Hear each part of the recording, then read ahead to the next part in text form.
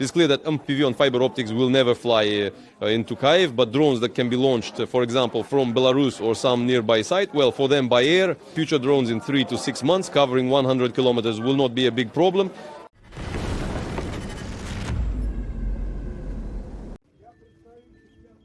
Russian convicts are refusing en masse to join the army, according to the jailed Igor Strelkov-Gherkin, in contrast to Yevgeny Prigozhin's recruitment campaigns in 2022 to 2023, which attracted tens of thousands of recruits. Distrust of the army is now said to be universal. Gherkin, who was jailed last year, is reportedly being held in the IK-5 penal colony in Kirovo-Chepetsk in the Kirov region. The facility specializes in holding ex-security officials. Gherkin is ex-FSB. As such, it might normally be expected to provide plenty of army recruits. The reality is very different, though, according to Gherkin. Interestingly, he says that the imprisonment of deserters is causing the wider prison population to become more aware of how the army treats its men and makes them more resistant to recruitment efforts. Just today, we were once again visited by recruiters from the Ministry of Defense, boldly lying that they were recruiting not for assault units, but for rear and support units. Well, in our prison unit, no one recruited. And in other units, the situation is the same or close to that. In other words, even convicts in extremely dire circumstances do not want to go to the special military operation. This is primarily due to the general absolute distrust of the authorities, who appeal to convicts through recruiters. We have plenty of 337s.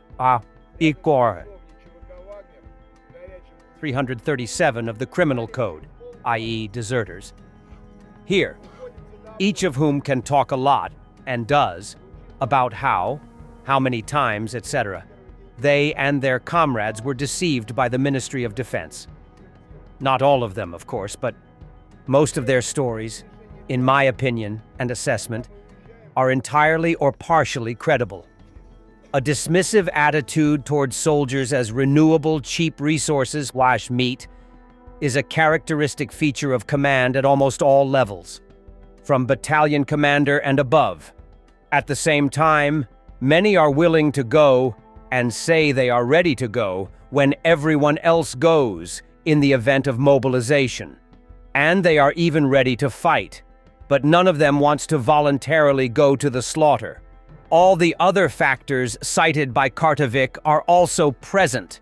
The unclear goals of the war, the lousy, from the personal experience of those who fought, sometimes quite extensively, supplies, support, and weapons, the lack of equality and hardships and deprivations between the fighting ordinary workers and the children of officials living in luxury in the rear, and so on. And the demand for justice, that too is there. But the complete distrust of the military authorities and the lack of understanding of the goals of the war, I heard many statements from soldiers about its commercial nature, i.e., for the personal profit of corrupt commanders, are key. If there is no mobilization, about which there are persistent rumors among convicts, then very soon, in fact already now, there will be no one to replenish the existing army.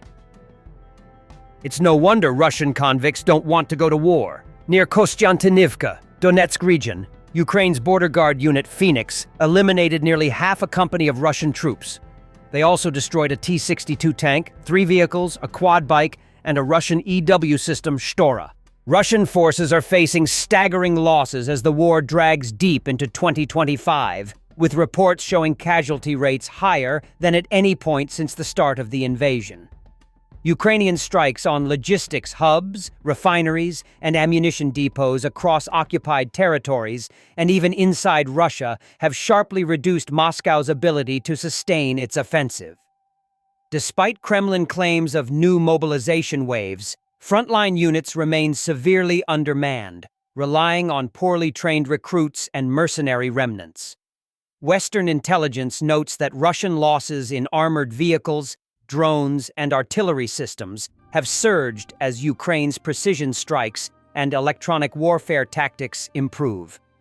The growing death toll, combined with economic decline and isolation, paints a grim picture for Russia's future. a war machine burning through men and resources with no strategic gain in sight. In just 3 to 6 months, Russian FPV drones will be able to cover 100 kilometers, reaching major cities from remote launch sites, including from Belarus. Ihor Rykov, head of the Unmanned System Service of the 13th National Guard Brigade, Kartia. Alexander Koshovyi, yes, this is the Muramasa unit. Today, as far as I know, they are in the third assault. Well, the famous Cossacks, they have achieved a lot in Pokrovsky, in the Avdiivka direction, so they are experienced guys, and it's worth listening to their opinion. Accordingly, if Yehor says that Kyiv should strengthen its air defense not only against Shaheds and Gerbers, it's probably worth hearing. I am sure that that everyone should see that video from Kramatorsk now, where a drone on fiber optics flies through the streets of Kramatorsk, and also and cars are parking, people are entering and exiting the store. Though, as of today, this coincidence is not a system, but tomorrow or in 3 months, it will already be the norm. Accordingly, if you don't want to find yourself in a kill zone in 3 months, prepare for resistance and counteraction today. Kyiv, of course, cannot. No. It's clear that FPV on fiber optics will never fly into Kyiv, but drones that can be launched, for example, from Belarus or some nearby site, well, for them by air, for future drones in 3 to 6 months, covering 100 kilometers will not be a big problem. Poland warned Russia's President Vladimir Putin on Tuesday against traveling through its airspace for a summit in Hungary with U.S. President Donald Trump, saying it could be forced to execute an international arrest warrant if he did. The International Criminal Court has issued an arrest warrant against Putin, accusing him of illegally deporting hundreds of children from Ukraine. Russia does not recognize the ICC's jurisdiction and denies the allegations. I cannot guarantee that an independent Polish court won't order the government to escort such an aircraft down to hand the suspect to the court in The Hague, Poland's Foreign Minister Radoslaw Sikorski told Radio Rodzina. The ICC warrant obligates the court's member states to arrest Putin if he sets foot on their territory. And therefore, if this summit is to take place, hopefully with the participation of the victim of the aggression, the aircraft will use a different route, Sikorski said. I don't want the meeting to be pointless. We haven't made a decision yet, Trump said about a possible meeting with Putin. I didn't say it would be a waste of time. A lot is happening in that direction. We'll update you in the next 2 days. 2 days, 2 weeks. What's new?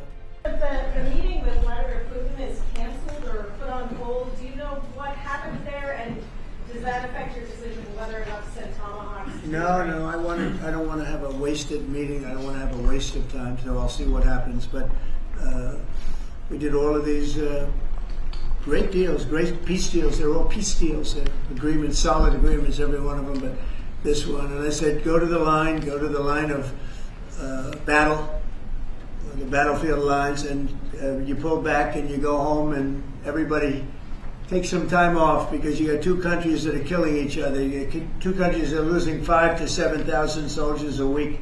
So we'll see what happens. It's we haven't made a determination. Thanks for watching, and don't forget to subscribe. Also, if you want to support Warthog Defense, please become our member and get early access to new videos, exclusive members-only videos, and become administrator in comment section. The membership link is in the description.